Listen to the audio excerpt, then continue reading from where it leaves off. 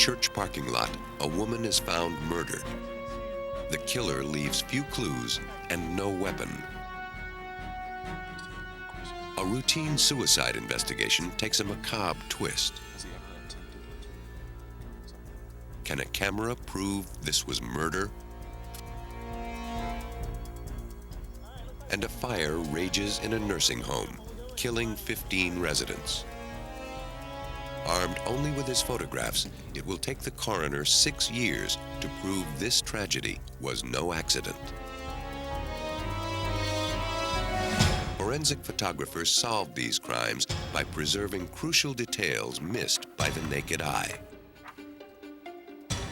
After the evidence is erased, the new detectives must rely on camera clues.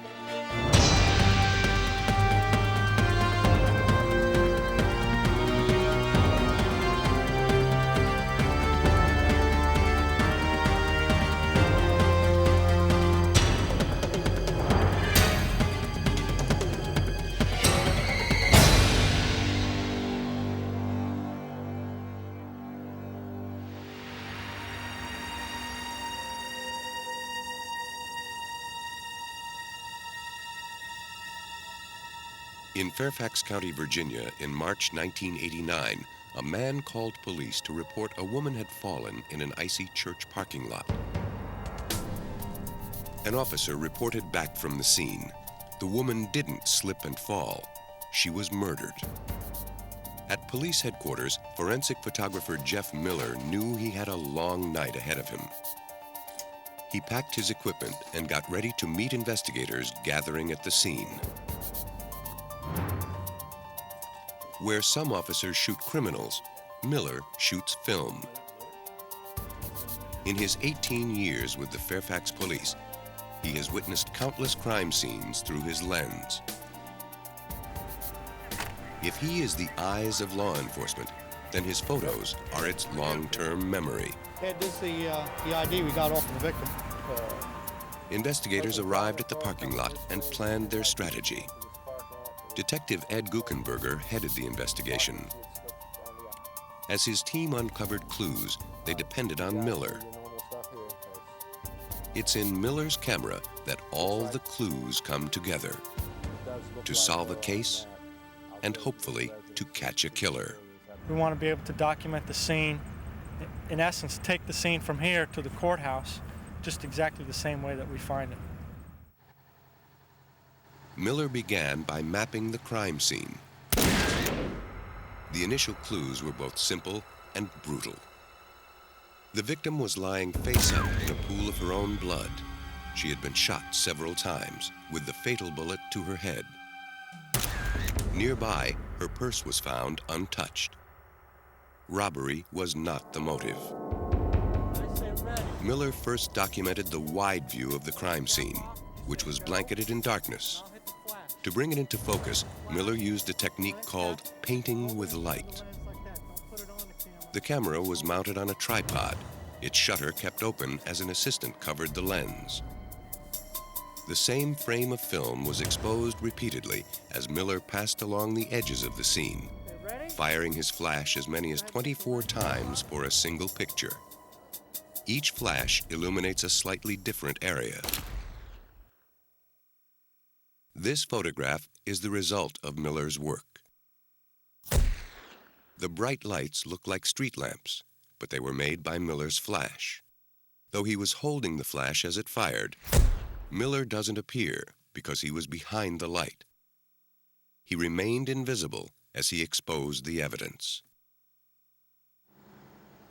After Miller took his wide shot by painting with light, he moved in to photograph every detail of the scene. He worked his way closer and closer to the victim, documenting her wounds and the position of her body.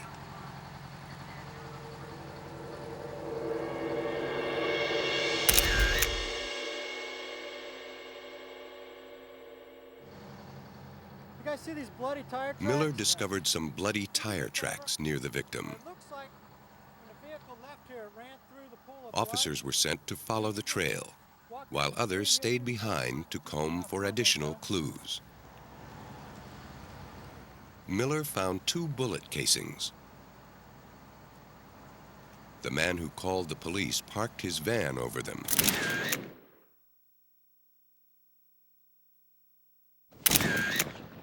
Miller photographed the evidence where it lay. Moving the van again would only have disturbed more of the crime scene. Hey guys. As Miller hunted for additional evidence, officers returned from their search of the neighborhood. They found an abandoned car a block away. They ran the tags. It was registered to the victim's address. The site of the car became a second crime scene. Again, Miller photographed the scene from every angle, hoping to uncover any clues that might explain how the woman ended up so far from her vehicle. As he did at the church parking lot, Miller first photographed the site at a distance, then moved in for close-ups. The driver's side window was shattered. Pellets of glass were strewn about the car's interior. A spent cartridge lay in the snow outside the driver's side door, and a bullet was lodged in the plastic molding. On the passenger's side, Miller found even more. Pressed into the thin snow were footprints, too big to be the victim's. Forensic technicians have a tough time making casts of snowy tracks, and Miller knew the prints would melt with the rising sun. So it was up to him and his camera to preserve the evidence before it faded away. You can cut it out if it's in ice and try to keep it at a certain temperature and everything else. Well, I guess sometimes it works, sometimes it doesn't. There are different chemicals that you could possibly spray on it to try and keep it. When all in all is said and done, the photograph is the only evidence that was able to totally keep that impression intact. The search of the neighborhood uncovered more potential evidence. A patrolman found a second car, abandoned a half-mile from the church parking lot after apparently skidding off the road.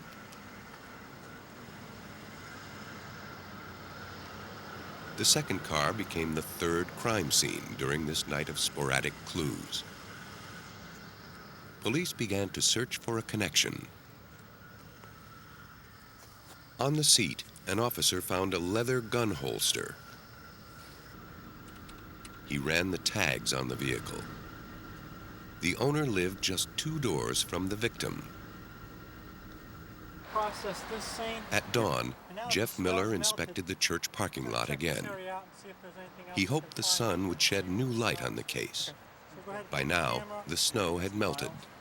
We wanted to come back and check the asphalt parking lot and make sure that we collected all the evidence. We don't want to leave anything behind. Once we leave here, you can't come back. His effort paid off. Daylight revealed fragments of glass buried in the snow the night before. If the glass matched the broken window in the victim's car, police could say the car was in the parking lot when she was killed. Okay, there's something over here.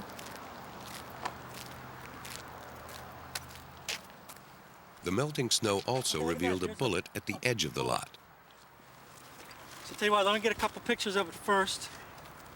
Tests would determine if it matched the bullet found in the victim's car.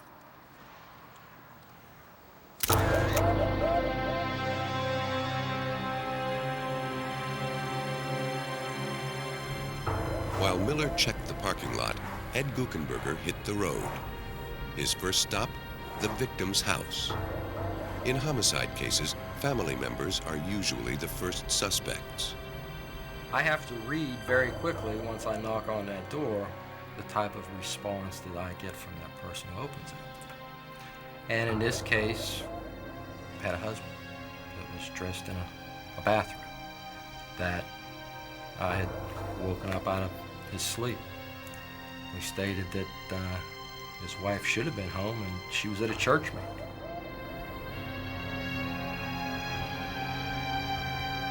As a homicide investigator, what you then have to do is you have to read that person. Does he seem sincere? Is this some ploy or something else? Well, there was nothing from what he was telling me to show that he was in any way involved in this. Confident the husband wasn't involved with the woman's murder, officers followed their next lead.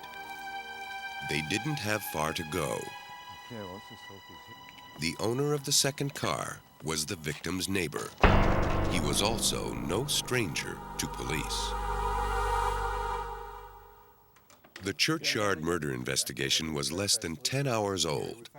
So far, Detective Guckenberger had no suspects. His only lead was the owner of the second car. The man police wanted to talk with was Gary Asa Donahue.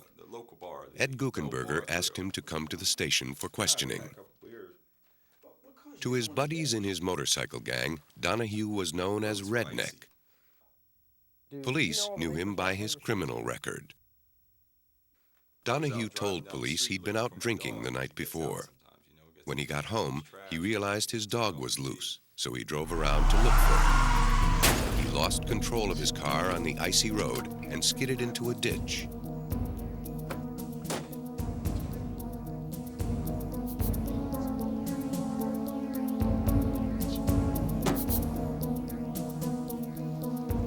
Unable to get free, Donahue said he walked home. Although his route would have taken him past the victim's car, Donahue told police he didn't see it. He said the holster in his own car belonged to a friend, but he didn't have the gun.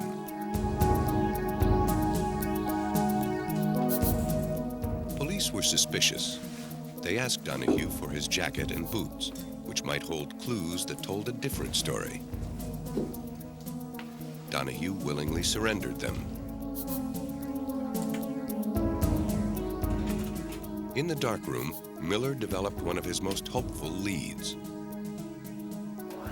Up until now, he'd been merely documenting the various crime scenes.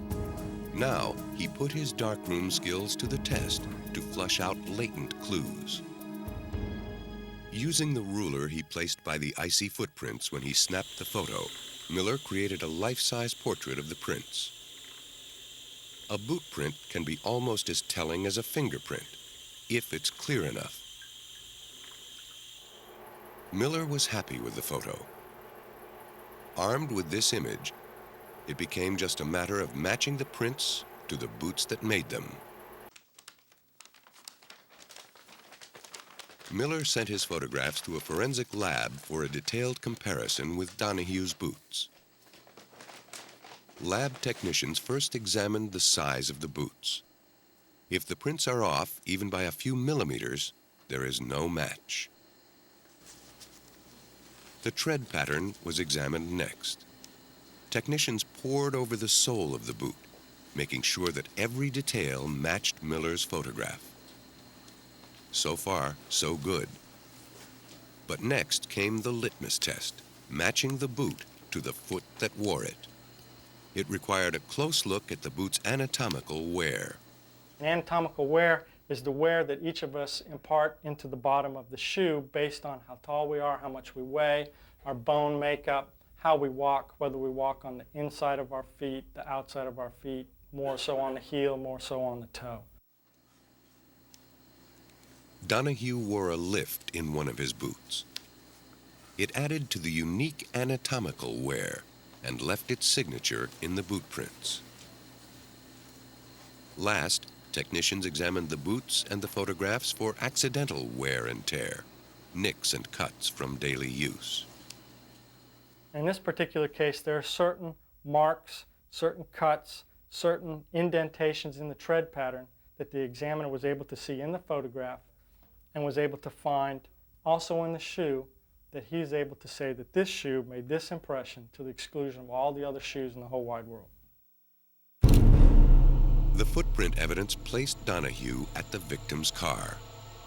Guckenberger credits the photographs with keeping the investigation on track. We didn't have the photographs of that shoe impression. Then we're mainly just stuck with firearms evidence. A person might have a gun, but who actually shoots that gun? But this person wears his own boots. Investigators then examined Donahue's jacket, combing it meticulously for fibers, hair, cloth, anything that might link Donahue to the victim. They found glass particles. What new information could they provide? Forensic tests determined the glass from the victim's car matched the glass in the parking lot. If the glass from Donahue's jacket matched these samples, it would place Donahue at the site where the car window was shattered and where the victim was killed. The glass matched. Police could now prove that Donahue was in the parking lot and maybe in the car at the time of the murder. The bloody tire tracks were the next link. Because the victim couldn't have driven through her own blood, investigators were able to show she was killed in the parking lot and that somebody else moved her car. As her car was leaving the scene, it drove through a pool of blood that was coming from her. The blood adhered to the tire, and the rotation of the tire through the parking lot kept leaving a blood transfer onto the ground. And so that's what that was from. The scattered clues were coming together, thanks in large part to Miller's accurate documentation of the scene. The only thing missing was the murder weapon. To help pinpoint it, investigators tested the bullets and casings found near the victim and her car.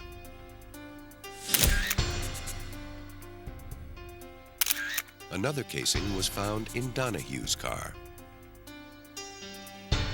Lab tests showed all the casings were fired from a rare Hungarian pistol, a 9mm auto-loading Fromer, a gun that peaked in popularity around World War II. Tests of the impression on the holster from Donahue's car matched the impression a Fromer would make. But the gun was nowhere to be found. Police scoured the area and came up empty. Donahue, for all his earlier cooperation, drew the line at providing the gun, swearing he never had it.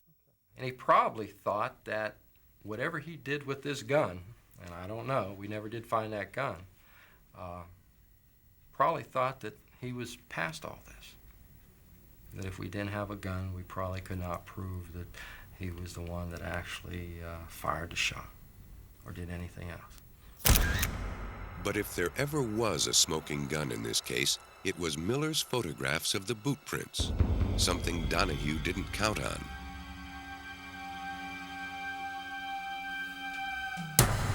Officer Miller and Detective Guckenberger began to build their case. With the glass fragments, the shell casings, the bullets, and the ever-important boot prints, they were confident they could prove beyond a reasonable doubt that Gary Asa Donahue was a killer. Okay, great. Miller's photographs became primary evidence before a grand jury, which sent back Donahue's indictment. The photographic clues that Miller provided helped piece together the story of that ill-fated night. Okay, what I believe happened is that Mr. Donahue's driving down the street. He turns down the wrong street to go to his house, probably because he's drunk. Donahue lost control of his car and slid off the road. Angry, he got out of the car and began to walk home. As the victim came down the street, she recognized the car. She likely had seen it in her neighborhood for years. Donahue bought it from another neighbor. Perhaps she's acting as a good Samaritan. She stops to offer him a ride, or perhaps he stepped out on the road and flagged her down.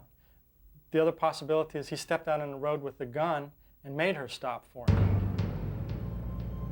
They go down the street to the church parking lot. Something occurs inside the car in the church. I don't know what that is. In homicide investigation, you're not always going to be able to answer every single question that you have.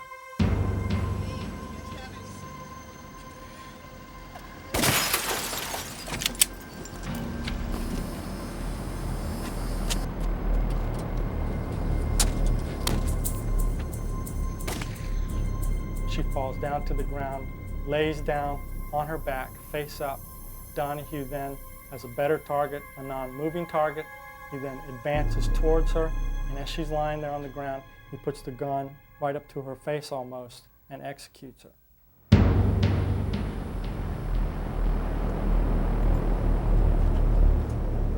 He then leaves the scene, drives down to the end of the street, where again, for whatever reason, he runs off the road, probably due to his intoxication, runs off the road, wrecks it into the trees. For whatever reason, he decides to clear his weapon.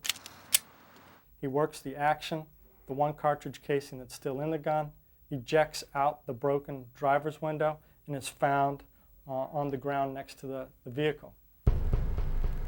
For whatever reason, he slid across the seat and left by the passenger's side, leaving his boot prints in the snow.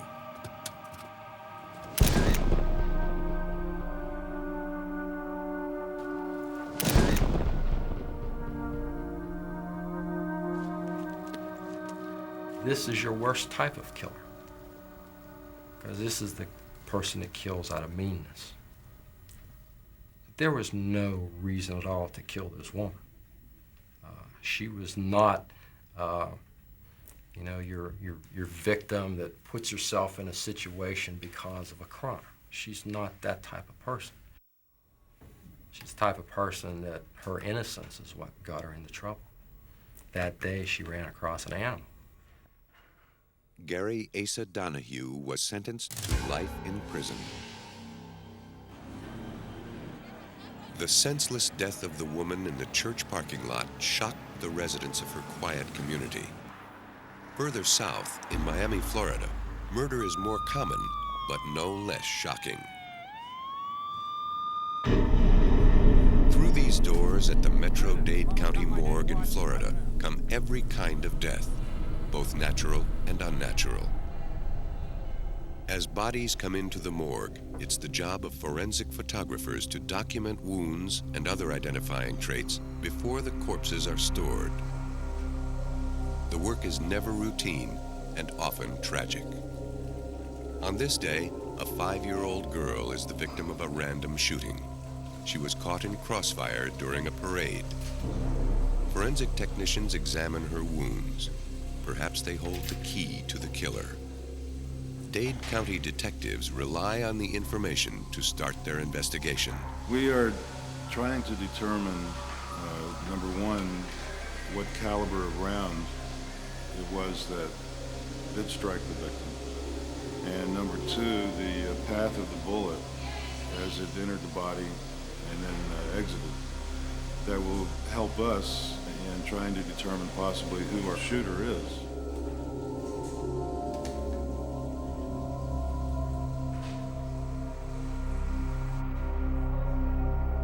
In the medical examiner's office, high-tech photography is as much a tool of the trade as a scalpel. If a death looks suspicious, it's up to forensic photographers to document the details. They start with the wound and then photograph individual organs as the autopsy proceeds. These gruesome photographs survive long after a case is closed. They provide a visual database authorities can refer to if a similar case comes up. Knowing what to look for streamlines any investigation.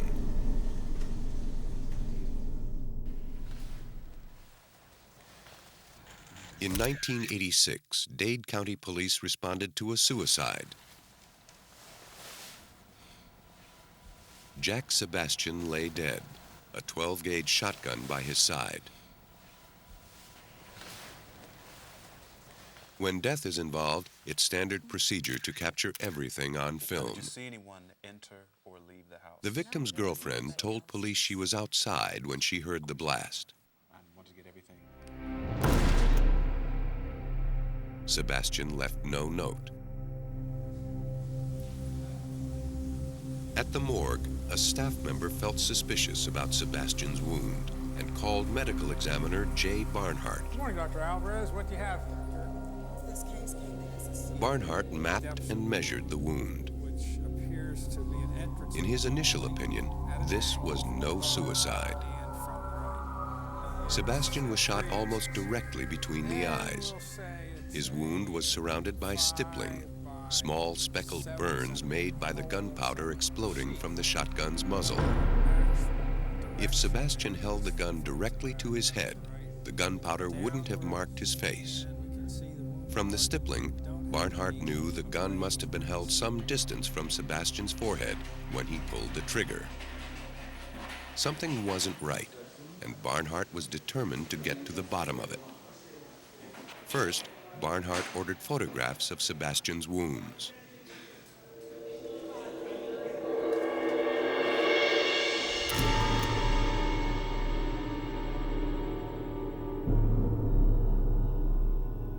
Then he took X-rays of Sebastian's head to reveal the internal damage he couldn't see. The X-ray showed the path of the pellets. This is an X-ray showing the dispersion of the birdshot through the skull. And if we take the point of entrance, which is just above the bridge of the nose, and connect that by an imaginary line or series of lines to the location of the pellets, we see that the pellets are to the left and below the point of entrance, meaning that the shot then was coming from above and to the right of the entrance. Barnhart had to find out if Sebastian could hold the gun at the angle indicated by the X-ray. It wouldn't have been easy. Investigators even placed the shotgun in the extended arms of Sebastian's corpse to see if he could fire the gun. His fingers could barely reach the trigger. Considering all possibilities, investigators tried to fire the gun with their feet. They found they could do it with bare toes. But Sebastian wore round-toed boots, making it impossible for him to fire the gun. These extreme tests were necessary. Barnhart knew that in court, he must be prepared to answer even the strangest questions. They'll ask you things like, well, couldn't he have been laying in bed and have his foot up over his head and pulled it with his... and if he'd not been wearing shoes, you'd probably have to say, yes, he could. Barnhart wasn't satisfied with his findings. He needed to determine the distance between Sebastian and the gun when it fired. Barnhart and his staff shot a piece of poster board from distances of 1 to 7 feet and examined the damage. From 1 foot away, the force of the shot cracked the board. The impact was enormous. At 2 feet, the impact was less severe as the buckshot began to spread. At 4 feet, the hole roughly doubled in size as the pellets fanned out. At 6 feet from the board, the buckshot dispersed further, leaving clear pellet marks. Barnhart concluded the muzzle of the gun had to be at least 1.5 feet away from Sebastian's head. He was convinced someone else must have pulled the trigger.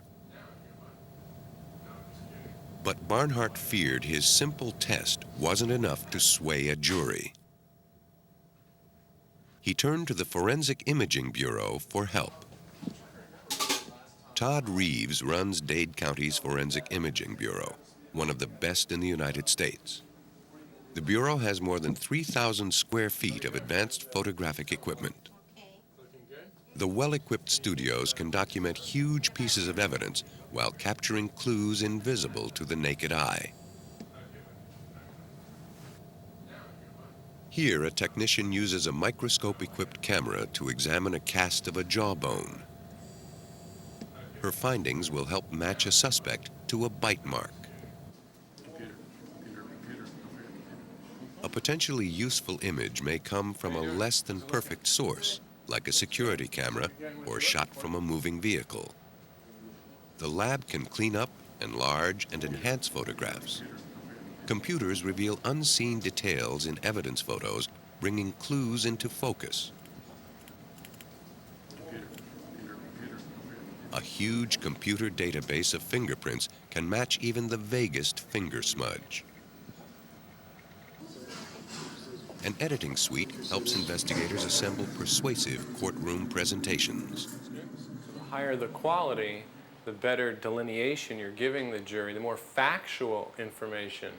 And that's what we're providing is fact, not fiction. And that's the true message behind professional forensic photography. Jay Barnhart knew he had a case for the murder of Jack Sebastian. But he'd rely on Reeves and his high-tech tools to make it bulletproof.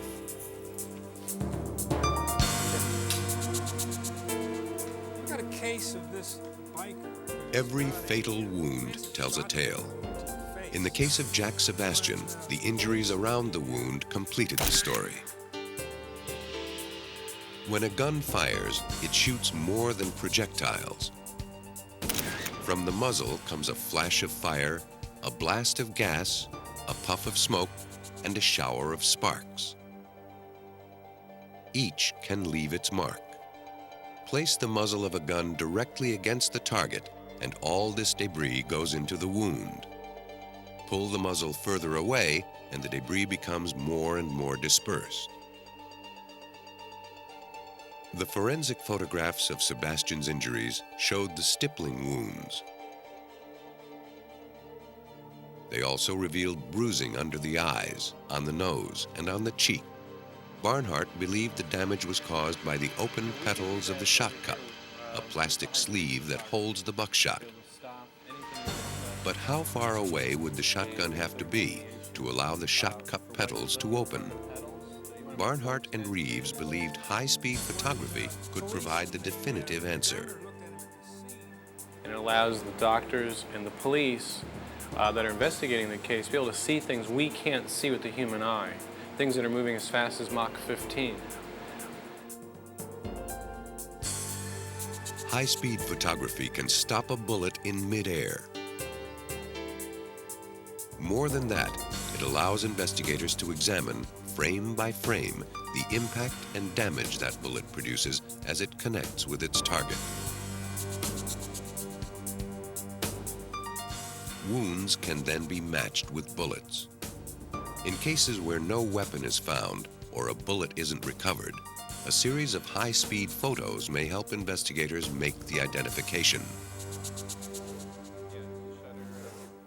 Reeves and Barnhart designed an experiment to determine the distance between Sebastian's head and the muzzle of the gun that killed him.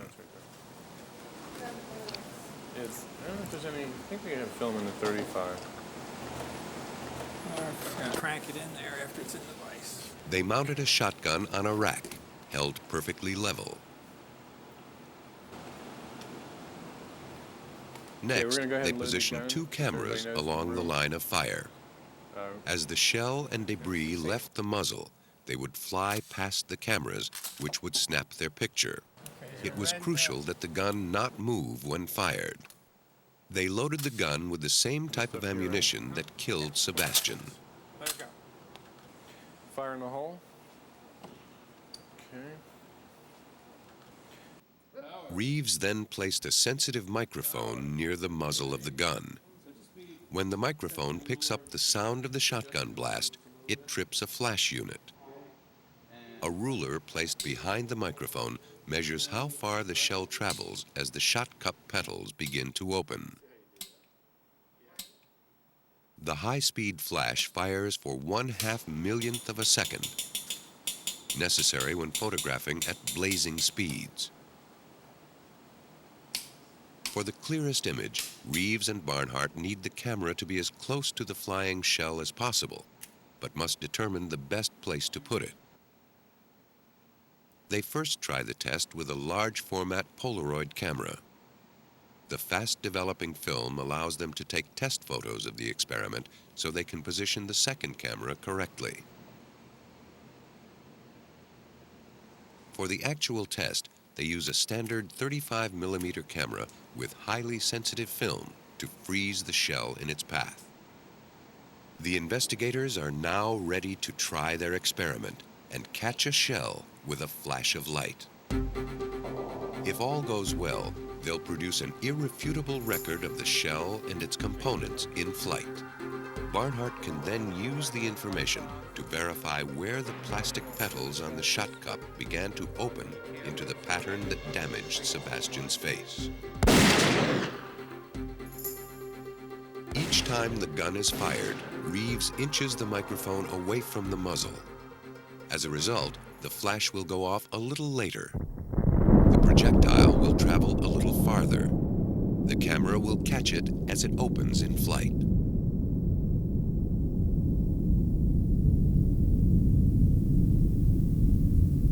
Initially, the white-hot plastic shot cup hasn't expanded. After 18 inches, the petals begin to spread, discharging the pellets and falling away. At about 30 inches, the petals have fully opened. Barnhart and Reeves succeed in making a photographic point-by-point map of a shotgun shell's trajectory. By comparing the wound with the pictures, investigators determined the gun was fired from a distance of 18 to 24 inches from Sebastian's face. Expand our database here. The results corroborated Barnhart's own experiments and gave him the evidence he needed to prove Sebastian couldn't have possibly shot himself.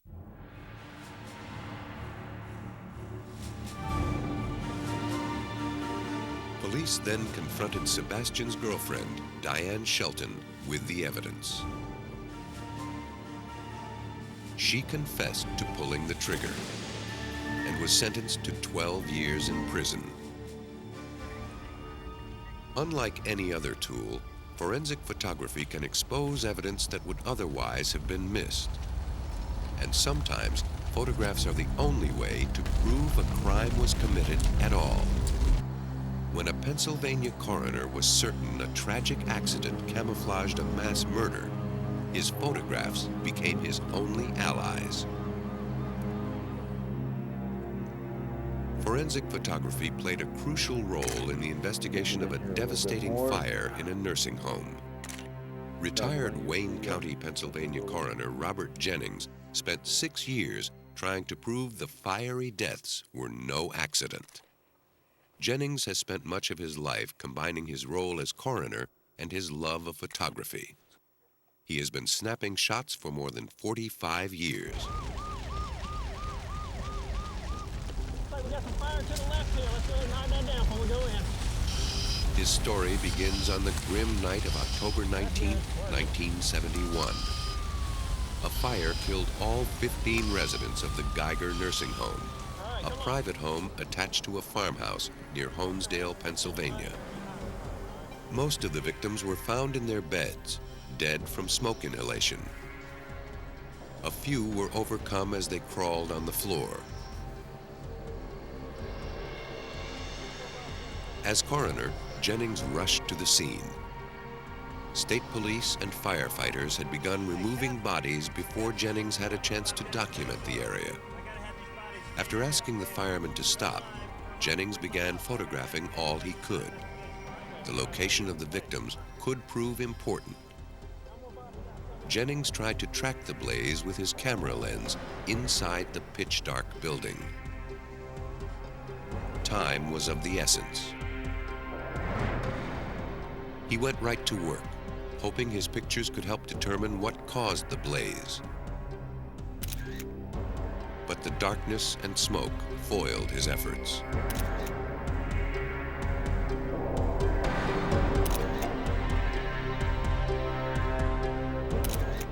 Reluctantly, he went home to await the sunrise. By the time he returned the next morning, the smoke had cleared and the gloom had lifted enough for him to get his shots of the ruins.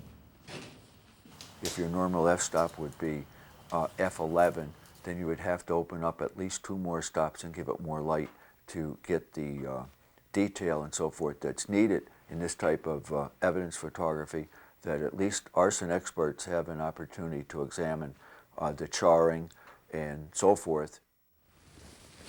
Working in the crumbling shell of the building was time-consuming and treacherous. But Jennings was determined to commit every inch of the wreckage to film. He succeeded. Painting with light revealed details of an alligator burn, a charring pattern similar to the rough scales of the reptile. The pattern is created at very high temperatures. By illuminating the area from several angles, Jennings photographed the changes in the burn pattern. Later, he would refer to his photographs to trace the fire's path. Burn patterns on the walls suggested the blaze tore through the hallway. A section of the corridor was almost totally consumed. In one spot, the fire burned a hole in the floor. The destruction at this spot was unlike anywhere else in the building. Jennings focused his attention and his camera on the hole. He crawled under it, photographing its edges. Fires usually burn from the bottom up, igniting whatever's above them. But at this spot, the fire looked to have burned from the top down. To Jennings, that suggested an accelerant was used, some flammable liquid that seeped through the floor, carrying flames with it. Before Jennings completed his investigation, state police announced their findings. They concluded the fire began in the laundry room, caused by a bad thermocoupling in a clothes dryer. Jennings wasn't buying it. He'd spend the next 6 years trying to prove them wrong. Photographs were Jennings' only clues. The ceiling above the dryer where the state police said the fire started showed minimal damage compared to the highly charred hallway. The wires in the laundry room were still intact. Jennings even found unburned clothing inside the dryer. Picture by picture, he continued building his case.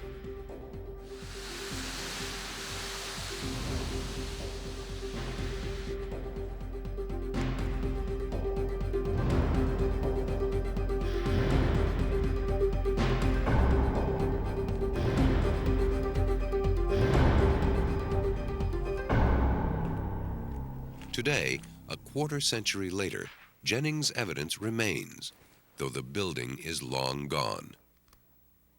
Within a few weeks after the fire, the building is totally destroyed and demolished, razed. So therefore, the evidence that I photographed, that's gone. And if you don't have the photographs there to support, to look it over, it's pretty hard to solve a crime.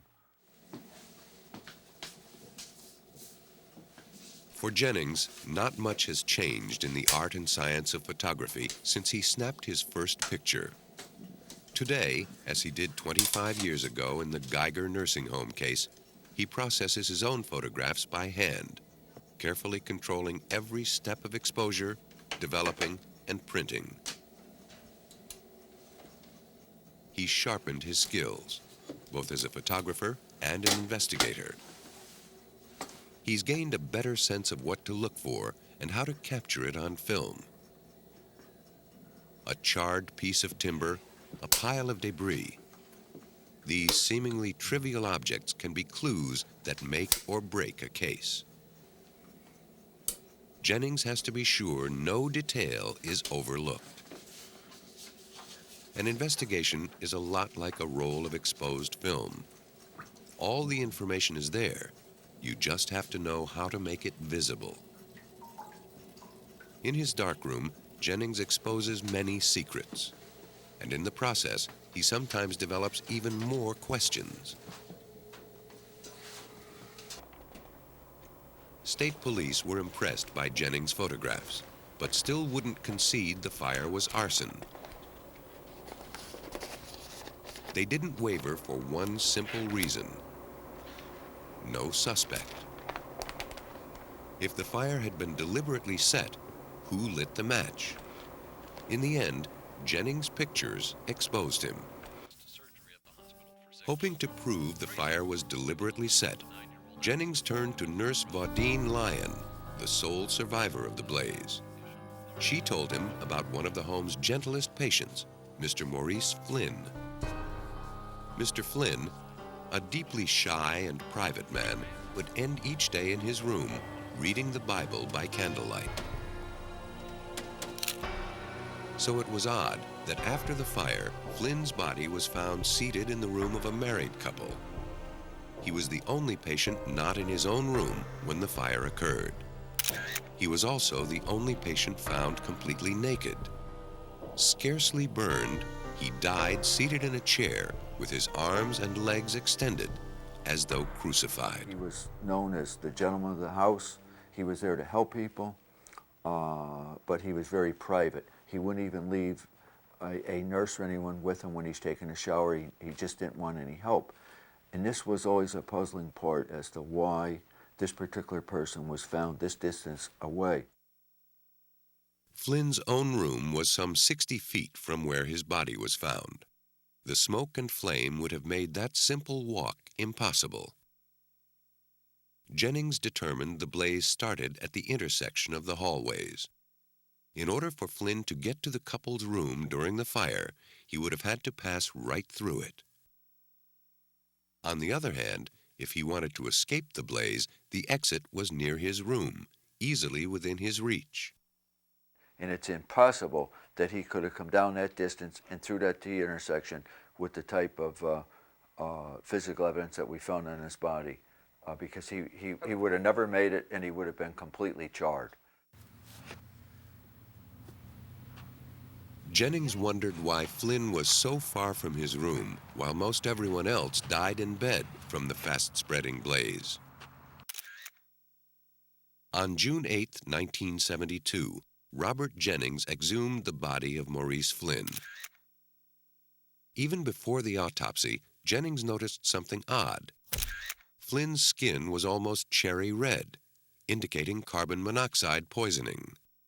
The autopsy showed Flynn's lung tissue had absorbed gasoline vapors shortly before he died.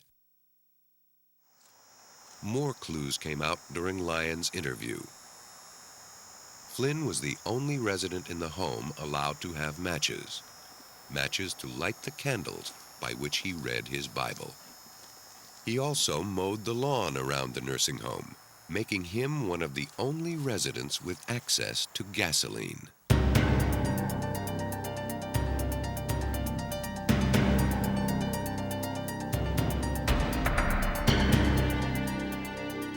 Flynn behaved strangely the day before the fire, ranting and citing biblical verse.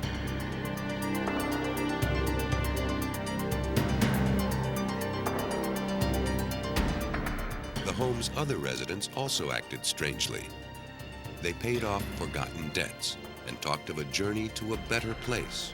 Everything centered around the strange events of Mr. Flynn, why he was completely naked. One of his comments to one of the nurses on duty that day was that you come in this world naked and you leave it naked. And that stuck in our minds a lot with finding his completely nude body. It looked like Jennings had his suspect. But state police wouldn't revise their conclusions. Jennings persisted. By early 1975, Jennings was confident that he had enough evidence to prove his case. He exercised his powers as coroner and swore in a jury of 6 men and women. He presented his findings while the state police defended their position during the 2-day legal battle. Afterward, the jury concluded the fire was caused by an illegal act by a person or persons unknown. They ruled that investigators should attempt to discover who caused the 15 deaths. Why Flynn set the fire will never be known. Some have speculated that his actions were the result of a deranged mind. Others have said Flynn and the other nursing home residents had all agreed to die, thinking it better to end their lives than live in the home.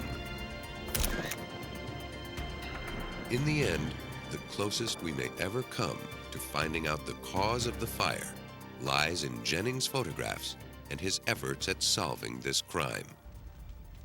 After the coroner jury's verdict, Jennings filled out the death certificates of the residents of the Geiger nursing home. 14 homicides and a suicide. It was worth the effort. I felt that I had a duty to represent the other 14 people that paid a price their lives in this particular incident, and particularly for the families as well.